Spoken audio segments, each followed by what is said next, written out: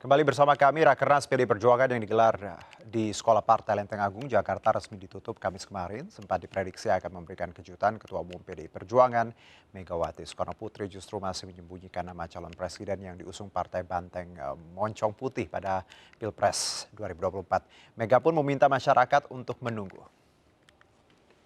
Tentu semuanya berpikir, kenapa ya Ibu? Sudah banyak itu pertanyaan. Kapan mau mendeklarasikan calon presiden dan calon wakil presiden? Ya sabarlah sedikit.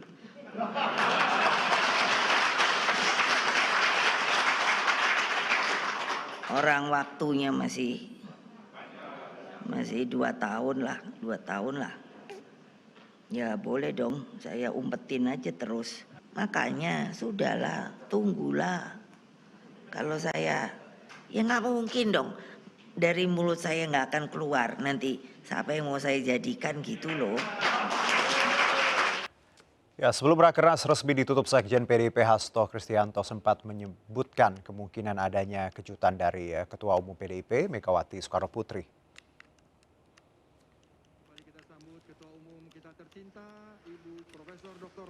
Ya, Hasto sebelumnya menyebut PDIP belum dapat memastikan nama calon presiden yang akan diusung pada Pilpres 2024 mendatang. Pasalnya nama capres pilihan PDIP sepenuhnya merupakan hak prerogatif Megawati Soekarnoputri selaku Ketua Umum. Meski demikian, Hasto tak menampik kemungkinan adanya kejutan yang akan disampaikan Megawati pada penutupan Rakernas. Namun hingga Rakernas berakhir, Mega tidak juga mengumumkan nama calon yang akan diusung.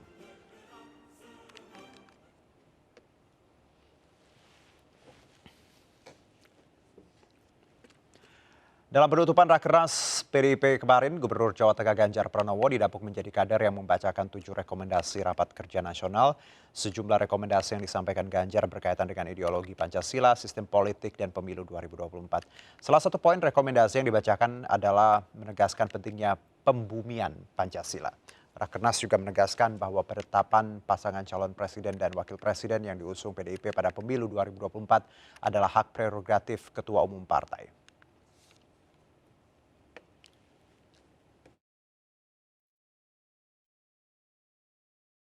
Ya, salah satu keputusan yang paling dinanti publik pada Rakernas PDIP kemarin adalah diumumkannya nama calon presiden yang dipilih PDIP oleh Ketua Umum Megawati Soekarnoputri untuk bertarung di Pilpres mendatang. Namun hingga akhir Rakernas, Mega urung mengumumkan nama. Meski demikian, salah satu nama yang digadang-gadang berpeluang maju sekaligus kader partai, yakni Ganjar Pranowo, ditunjuk untuk membacakan hasil keputusan Rakernas di tengah kemelut internal partai. Apakah ini tanda Ganjar mulai mendapat tempat di hati Mega dan elit partai lainnya, dan bagaimana efeknya terhadap elektabilitas Ganjar ke depannya? Kita akan membahas lebih lanjut dengan Direktur Eksekutif Indonesian Presidential Studies, Nyarwi Ahmad, dan Ketua Umum Teman Ganjar, Rinto Wardana. Assalamualaikum, selamat sore Mas Nyarwi dan Mas Rinto, apa kabar? Selamat sore. Assalamualaikum warahmatullahi wabarakatuh. Sehat ya? Assalamualaikum. Baik, saya ke Mas Nyarwi terlebih dahulu. Kalau banyak yang bilang bahwa apa yang terjadi kemarin anti klimaks, tanggapan Anda secara general? Ya, saya kira begini, kita harus melihatnya dari rangkaian awal juga ya, Bung Juno ya. Rakernas PDIP ini kan juga menjadi menarik karena salah satunya pertama ya, itu kan partai yang sedang mendukung pemerintahan yang berkuasa, itu Presiden Jokowi yang mencalonkan dan seterusnya, yang mengawal di pemerintahan sebagai core of the core dari partai pendukung, itu satu. Terus yang kedua juga di dalam bursa capres yang beredar ya dari tokoh PDIP ini kan banyak disebut beberapa nama kan, tidak hanya Mas Ganjar saja ya, tetapi ada tokoh struktural misalnya Mbak Puan, dan itu saya kira orang kan menunggu-nunggu ya, kira-kira Rakernas itu nanti akan bahas apa gitu ya, dan kemudian akan bahas capres apa yang didominasikan apa tidak kan gitu. Karena partai-partai lain kalau kita lihat kan sudah saling konsolidasi lah, untuk tidak dikatakan menjalin koalisi, tapi konsolidasi untuk mempersiapkan pemilu 2024. Itu yang ditunggu-tunggu, tapi ternyata kan memang tidak diumumkan ya. Tetapi itu yang kedua ya tadi. Yang ketiga sebenarnya yang tak kalah menarik yaitu apa? Saya kira PDIP ini juga apa namanya partai yang menunjukkan fungsi keparteannya ya. Artinya Rakernas misalnya, saya kira ini agak berbeda dengan beberapa partai lain kalau kita lihat aktivitasnya kemarin.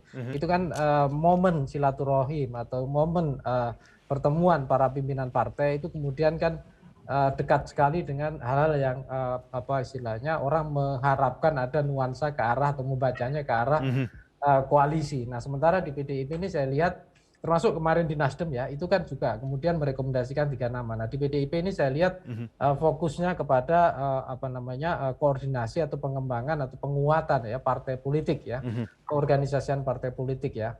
Ada beberapa rekomendasi yang dihasilkan, saya kira itu juga menarik ya untuk kita lihat, bahkan sampai kepada sikap pada demokrasi, masa depan pemerintahan, masa depan demokrasi di Indonesia. Dan tidak hanya pada aspek pemenangan pemilu saja. Jadi karakter nuansa partai sentrisnya ya dalam politik itu lebih menonjol. Walaupun di sana juga kemudian apa namanya tokoh-tokoh itu juga dominan dari Bu Mega, Pak Jokowi dan beberapa tokoh yang lain. Itu yang mungkin secara umum ya. Berarti dengan kata lain Mas Nyarwi bahwa urgensi tadi mengumumkan nama capres bukan satu-satunya goals PDIP untuk saat ini, bahwa mereka tadi lebih fokus kepada tadi partai sentris dan bagaimana penguatan sendiri. Jadi kalaupun seandainya ada pengumuman itu hanya bonus seperti itu. Ya, saya kira PDIP dari kalau kita simak dari Rakernas kemarin memang concernnya ke arah sana saya lihat. Dan itu juga salah satunya sebenarnya juga penguatan partai politik itu kan menjadi agenda bagi demokrasi kita juga. Tetapi mungkin yang terpenting juga di sana adalah kita bisa lihat ya apa rekomendasi yang dihasilkan. Kalau di dalam negara-negara yang menganut sistem politik dengan basis partai sentris yang kuat atau keberadaan partai itu menjadi sentral. Apa yang dihasilkan di Rakernas itu seperti manifesto politik sebenarnya. Jadi apa saja yang ingin dilakukan, dan dalam konteks demokrasi di Indonesia saya kira partai-partai lain bisa mencontoh juga itu ya. Tentang penguatan organisasi. Kalau ada analisa bahwa banyak partai yang tadi mengumumkan koalisi, mengumumkan capres, sebenarnya ini juga bagian dari strategi bagaimana mereka menarik perhatian publik. Untuk PDIP mereka tidak perlu melakukan itu karena mereka cukup percaya diri dengan kekuatan mereka, seperti itu mungkin. Di sini soal opsi saya kira ya, Bung Juno ya. Ada beberapa partai yang memang karena gini, itu wajar ya, partai kemudian mencoba berusaha selalu lebih visible dibandingkan yang lain, selalu lebih menarik dibandingkan yang lain. Itu upaya yang wajar. Dan problemnya adalah kalau kita baca dari catatan dari data survei dan yang lain, partai ID kita kan juga masih lemah. Itu satu ya secara umum. Terus yang kedua, sejarah perkembangan kepartean di Indonesia ini kan juga belum sepenuhnya tumbuh secara normal ya, kalau kita lacak dari masa Orde Baru, mungkin sampai reformasi. Di sana ada ketergantungan pada tokoh-tokoh penting ya. Tokoh itu bisa tokoh yang ideologis maupun tokoh-tokoh yang juga secara finansial juga dibutuhkan untuk mengembangkan partai politik, ya kan? Nah, di sini juga kemudian partai itu sepenuhnya tidak tumbuh dari bawah, tapi tumbuh dari, kalau nggak dari tengah ya dari atas kan gitu. Nah, ini yang kemudian agak sulit sekali ya. Kemudian menjadikan partai itu luar biasa visible. Nah, untuk menjadikannya visible sebenarnya kan melalui tokoh-tokoh elit-elit dan para politisi ya, baik yang ada di organisasi partainya, yang ataupun di luar, maupun yang ada di eksekutif maupun legislatif, di pilar-pilar itu. Makanya saya lihat PDIP kan bahasakannya dengan pilar ya. Jadi partai punya pilar. Saya kira ini soal pilihan ya. Tetapi memang kalau kita lihat ini kan ada pola di mana istilahnya partai-partai yang cenderung mengikuti atau melihat menarik pasar secara luas gitu, tapi melalui tokoh maksud saya. Ya, yang karena segmen daya tariknya ada di tokohnya. Dan kadang tokoh yang dicaplok pun bukan dari partai lain ya. Iya, kita tahu kan. Baik. Nah, opsi yang lain kan ada partai yang memang memilih dengan pola tradisional. Saya lihat PDIP ini masih memilih pola tradisional di mana partai di depan ya, kemudian tokoh itu mengikuti ada dalam ruang partai itu. Baik. Saya ke Mas Rinto, kalau dari teman Ganjar sendiri melihat Rakernas kemarin, seperti apa tanggapannya? Ya, pada prinsipnya kami dari teman Ganjar sebagai relawan, kami sebenarnya tidak pernah mempersoalkan apa yang telah disepakati di dalam Rakernas kemarin. Pada prinsipnya semua poin-poin yang telah disampaikan dan dibacakan oleh Pak Ganjar pada penutupan Rakernas kemarin itu sesuai dengan garis arah politik kami di teman Ganjar. Karena dari awal kami selalu menegaskan bahwa tugas kami sebagai relawan teman Ganjar itu bukan membenturkan Pak Ganjar dengan PDIP. Karena walau bagaimanapun rumah besarnya Pak Ganjar adalah PDIP. Dan yang kedua, terkait dengan masalah pencapresan, Pak Ganjar sudah berkali-kali menyampaikan ke publik dan media lain, media massa gitu ya, bahwa apapun terkait dengan pencapresan itu, beliau ini tetap tunduk pada garis kebijakan partai. Jadi sebenarnya kalau kita dalami lebih jauh, sebenarnya Pak Ganjar ini tidak sedang berbenturan, tidak sedang membentukkan dirinya dengan partainya, tidak.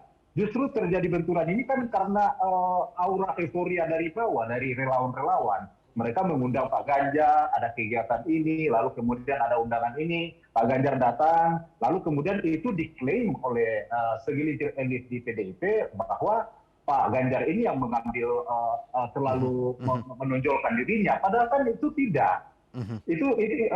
Tindakan itu Pak Ganjar datang melakukan kunjungan dan segala macam itu kan berdasarkan undangan. Jadi sangat keliru kalau langsung disimpulkan bahwa Pak Ganjar sendiri yang melakukan manuver-manuver itu. Sebenarnya tidak sama sekali. Pak Ganjar seperti yang saya sampaikan tadi tetap tunduk pada kebijakan partai. Baik, kalau walaupun kemarin kita tahu Mas Rinto bahwa tidak ada pengumuman seperti itu, hanya tadi ada sambutan dari Bu Mega terkait bagaimana penutupan Rakernas sendiri.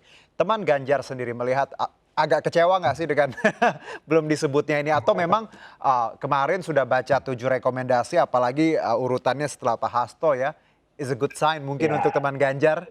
Atau gimana tanggapannya? Jadi begini. Apa yang telah dibacakan oleh Pak Ganjar di dalam penutupan Rakernas kemarin itu kan didahului oleh beberapa statement-statement yang keluar dari petinggi PDIP, ya kan? Ada yang mengatakan bahwa partai tidak akan tunduk pada hasil survei, ya kan?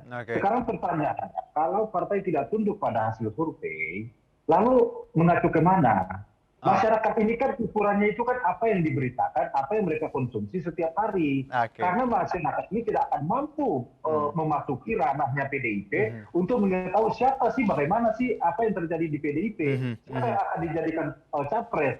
Nah, masyarakat itu tahunya itu ketika muncul di survei, kemudian keluar di pemberitaan media massa dan televisi, oh ini loh ada nama ini, oh ternyata ini kebetulan beliau ini, Pak Ganjar ini adalah kader PDIP. Ya udah kita dukung. Kenapa kita harus mendukung dia? Kita melihat pasti parameter kita, indikatornya adalah bagaimana kinerja dia, walaupun ini masih sangat bisa diperdebatkan. Tetapi tentunya kan kita juga nggak punya alasan mendukung beliau, karena kita melihat apa yang telah dikerjakan beliau selama hampir 2 periode di Jawa Tengah, itu adalah salah satu indikator bagi kami untuk mendukung dia. Karena kalau beliau tidak becus bekerja di Jawa Tengah, tidak mungkin beliau ini terpilih di dalam 2 periode. Atau mendapatkan mandat atau kepercayaan dari PDIP.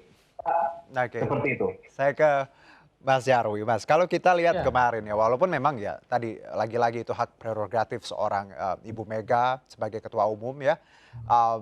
Bagaimana Anda melihat bahwa walaupun tidak disebutkan tapi ada momen spesial seperti kemarin Ganjar membacakan rekomendasi, dan ini juga banyak diartikan bahwa mungkin Ganjar sudah mulai merebut hati internal seperti itu, tapi nanti kita bahas di segmen selanjutnya.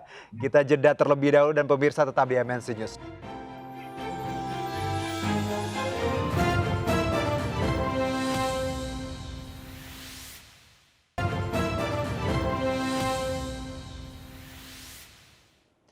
Ya, di tengah Rakernas, Sekjen PDIP Hasto Kristianto menegaskan bahwa PDIP tak akan bergabung jika ada Partai Keadilan Sejahtera PKS di dalam koalisi. Ya, tak hanya PKS, PDIP juga menegaskan sulit berkoalisi dengan Partai Demokrat. Pasalnya dalam berbagai dinamika politik, terbangunnya koalisi juga harus dilihat dari ikatan emosional dari pendukung PDIP. Kendati demikian, Hasto menegaskan bahwa sikap PDIP adalah turun ke bawah, bertemu rakyat di desa-desa dalam rangka menyerap aspirasi.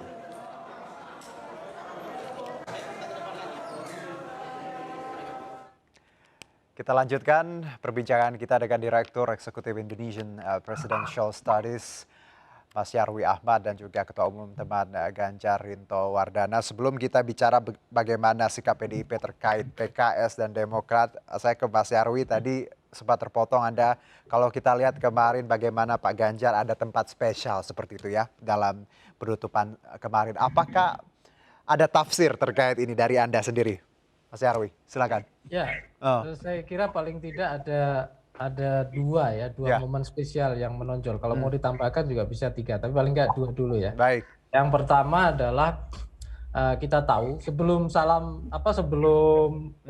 pembacaan ya rekomendasi, kan juga kita tahu ada salam komando itu antara Pak Pacul sama Mas Ganjar kan. Gitu. Dan kita tahu selama ini kan diskusi-diskusi publik selalu diramaikan sebelumnya ya, bagaimana pendapat-pendapat antara keduanya yang dipandang atau dilihat itu cukup kontras gitu ya. Di mana Mas Bambang Pacul selalu mengingatkan gitu ya untuk selalu ada dalam barisan banteng, bukan keluar menjadi celeng, kira-kira gitu bahasanya gitu. Nah, ya jadi itu saya kira juga menunjukkan kalau tadi ini temanya tadi anti klimaks ya. Anti klimaknya salah satunya juga indikasinya di sana itu ya.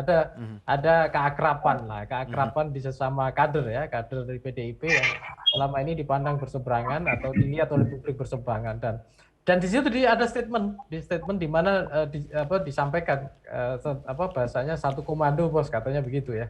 Nah, itu kan menunjukkan hal yang secara eksplisit bisa kita lihat bahwa konsolidasi di dalam partai PDIP saya kira cukup solid. Itu yang pertama. Yang kedua juga tadi mendapatkan panggung atau tempat membacakan rekomendasi. Saya kira tidak semua tokoh PDIP gitu itu mendapatkan tempat. Apalagi kalau kita tahu ya Mas Ganjar kan tidak masuk dalam struktur kepengurusan DPP ya. Di mana partai PDIP cukup dalam hal keorganisasian itu cukup Mas Nyarwi, itu ya. My question, is it a good sign? Iya, saya kira ini bagian dari hal penting juga untuk menegaskan bahwa Mas Ganjar masih ada dalam pangkuan PDIP, belum kemana-mana, dan masih ada dalam radar yang diperhatikan ya oleh pimpinan DPP PDIP. Saya kira itu. Tetapi sekaligus juga kalau ini mungkin kita baca secara kritis ya, ini juga menjadi istilahnya ujian juga lah bagi Mas Ganjar. Sudah dikasih panggung, kira-kira nanti bagaimana kan gitu. Atau mungkin somehow ini adalah penegasan bahwa Ganjar is mine gitu kan. Do not ever try to take kalau itu gitu ya? itu dikaitkan dengan apa yang terjadi dinamikanya di luar PDIP, di mana saya kira nama Mas Ganjar kan masuk dalam rekomendasi 3 nama di Nasdem dan itu juga tidak hanya itu ya, belum lagi para relawan-relawan seperti Bung Rinto ini yang bekerja gitu kan terus-menerus. Sekarang gitu, saya tanya nih ke Mas Rinto, Mas Nyarwi. Apa kalau dari teman Ganjar sendiri, apa makna kemarin ketika Pak Ganjar membacakan rekomendasi? Kalau dari sudut pandang teman Ganjar, ini apakah pertanda baik atau ada hal lain yang ditafsir oleh teman Ganjar? Iya, bagi kami ini adalah pertanda baik. Artinya kan di dalam, saya setuju dengan Mas Nyarwi gitu ya, bahwa yang ada di depan itu adalah orang-orang penting, bukan orang-orang yang tidak terpilih. Ketika diberikan kepercayaan kepada Pak Ganjar untuk membacakan poin-poin daripada Rakernas itu, lalu kemudian disambut dengan meriah juga di dalam forum itu menunjukkan bahwa PDIP itu sebenarnya sudah tahu sebenarnya siapa sih yang akan mereka capreskan gitu loh. Karena dengan saya sebenarnya bukan mendahului keputusan daripada PDIP ya, tetapi kami sebagai relawan kami harus membangun kepercayaan daripada rekan-rekan relawan yang lain bahwa perjuangan kita itu masih jauh, masih jauh gitu. Jadi kita harus tetap bekerja keras supaya nanti Pak Ganjar ini terus ada di peringkat teratas, baik itu survei, baik itu daripada popularitasnya tetap di peringkat atas, sehingga bagi PDIP kan tentunya kan tidak mau gegabah gitu menentukan capresnya. Tidak akan mungkin PDIP, kita belajar di 2014, 2019 ya kan. Tentunya kan yang menjadi salah satu indikator utama adalah bagaimana tingkat elektabilitas dan juga popularitas daripada kandidat yang akan diusung oleh PDIP. Baik, Mas Nyarwi, kalau saya ke Mas Nyarwi, kalau ada anggapan di publik juga ya, kita juga sebagai viewers ya melihat bagaimana dinamika internal antara Ganjar dan PDIP dan ya sebaliknya. Apakah mungkin kalau ada asumsi bahwa ini by design, karena kita tahu ada let's say ada konflik, ada exposure, ada elektabilitas yang naik. Anda bisa relate dengan ini atau memang ya hanya dugaan semata? Ya, kalau saya begini ya, Oh, pertama soal desain apa enggak, politik itu pasti by design iya, tetapi proporsi by desainnya seberapa persen mampu menentukan arah politik, nah itu yang oke, terpenting. oke. Karena ada faktor-faktor dinamika eksternal dan Aha, kalau yang itu tidak sepenuhnya bisa dikontrol ya, tidak baik. hanya antar partai tapi juga yang di mata pemilih ya. Oke. Dinamika preferensi politik pemilih itu kan nggak sepenuhnya bisa diprediksi ataupun ditentukan atau dikontrol gitu. Oke. Nah, tetapi yang menurut saya yang paling menarik ya kalau membaca PDIP dan Mas Ganjar itu pertama begini, PDIP ini termasuk partai yang kemudian sangat sangat sentral di dalam menata keorganisasian Ya. kepartaiannya dan termasuk dalam model strategi pengelolaan partai politik, tata kelola di Ya. berbagai ini termasuk distribusi kader saya lihat di eksekutif, legislatif dan lain-lain. Itu saya kira juga termasuk di sana sangat cukup sistematis ya. Walaupun boleh dibilang dengan ada nuansa tradisional di sana. Nah, beberapa partai itu kan ada kecenderungan gini Bung Juno, ada yang Ya. cenderung market oriented gitu.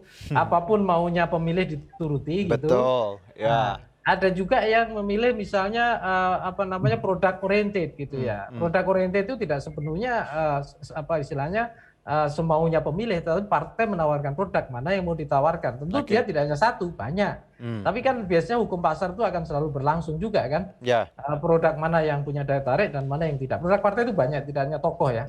Kebijakan seperti manifesto politik Rakernas ini juga bagian dari produk ya. Karena di sana ada visi misi, ada orientasi ideologi gitu ya.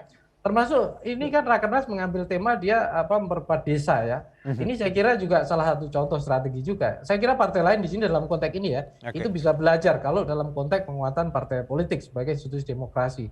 Nah, tentu saja karena di Indonesia seringkali visibilitas partai pada level bawah itu kurang begitu maksimal, maka tantangannya kadang-kala kan bagaimana dia visible kinerjanya di masyarakat, tengah masyarakat. Ya. Dan pintunya, jembatannya itu memang seringkali yang sulit dihindari adalah melalui para tokoh, melalui kiprah-kiprah para tokoh.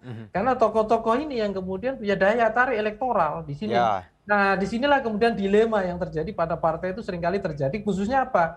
Ketika misalnya aspirasi masyarakat terhadap pada tokoh itu tinggi sekali untuk bisa diajukan, dicalonkan, tapi sisi lain partai sendiri punya konsep, punya aturan, punya kriteria, punya visi, punya cara berpikir jangka panjang juga dalam mengelola ya kepemimpinan politik, demokrasi dan masa depan negara bangsa. Maka di sini seringkali ada. Nah, ini yang saya kira ke depan akan menjadi tantangan di internal PDIP itu sendiri. Ya, karena nanti pilihannya tadi mau mendengar grassroots tadi ya aspirasi atau mereka punya produk yang memang istilahnya mau dipertahankan atau ingin dijual ke publik. Nah, satu mungkin sebelum kita akhiri Mas Nyarwi ya, tidak akan berkolaborasi dengan PKS dan Demokrat, tegas disebut seperti itu. Tanggapan Anda? Partai politik itu punya hak untuk katakanlah menentukan berkolaborasi atau bekerja sama dengan partai manapun, karena dia ada istilah otonomi partai politik ya, dia juga punya otonomi dan itu biasanya ditentukan tidak hanya berdasarkan orientasi kebijakan, tapi lebih jauh dari itu biasanya ideologi dan budaya politiknya. Nah, kalau terkait dengan tadi, saya tidak heran juga kalau itu. Kenapa? Karena orientasi yang kita tahu ya, walaupun partai seperti PKS itu juga sudah banyak bergerak ya ke arah wacana-wacana kultural nasionalis, tetapi saya lihat juga mungkin belum sepenuhnya bisa ketemu dengan gaya atau style atau model ideologi atau model orientasi kepartean yang dikembangkan oleh PDIP itu terkait belum lagi terkait dengan misalnya beberapa kebijakan publik ya. Yang kita tahu bahwa banyak konstituen yang dari PKS misalnya itu kan kadangkala aspirasi terhadap hal yang terkait dengan nilai keislaman cukup tinggi dan cara pandang PDIP terhadap Islam itu mungkin juga berbeda. Nah, itu saya kira dugaan saya itu juga menjadikan belum lagi misalnya kalau kita lihat ya pengalaman bekerja sama. Kalau kita lihat kan belum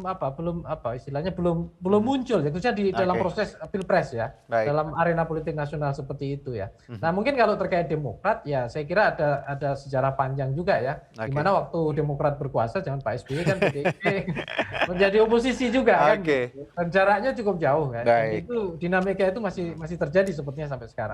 Saya ke Mas Rinto. Rinto ya, sebelum kita trivia aja Mas Rinto ya. Kalau kita lihat dinamikanya, kalau seandainya Pak Ganjar dicalonkan seperti itu ya, bagusnya dengan siapa nih? Teman Ganjar, tanggapannya. Tapi ini pertanyaan yang paling bagus ya pernah saya terima. Karena bagaimanapun presiden itu tidak mungkin hanya capres saja. Exactly. Sudah pasti juga ketika kita berbicara capres kita akan memikirkan siapa capres. Kalau teman Ganjar maunya siapa? Kami tidak menyebut nama, tetapi komposisi yang paling tepat bagi kami adalah politikus dan pengusaha tentunya. Karena bagaimanapun biaya politik, biaya pilpres ini juga mahal. Pasti akan menggerakkan banyak simpul untuk melakukan pemenangan dan segala macamnya. Seperti itu, Mas. Politikus dan pengusaha ya. Pak Erick Thohir dong. Pak Sandiaga juga bisa. Tapi kalau sama Pak Anies tetap disupport gimana? Tidaklah. Oke, terima kasih. Trivia saja. Kita coba ngobrol santai. Terima kasih Mas Rinto, Mas Nyarwi. Terima kasih atas waktu dan insight-nya. Sehat-sehat ya. Doa kita tentunya yang terbaik untuk Indonesia Raya. Terima kasih. Amin. Amin. Baik, kami jeda terlebih dahulu. Tetap di MNC News Now.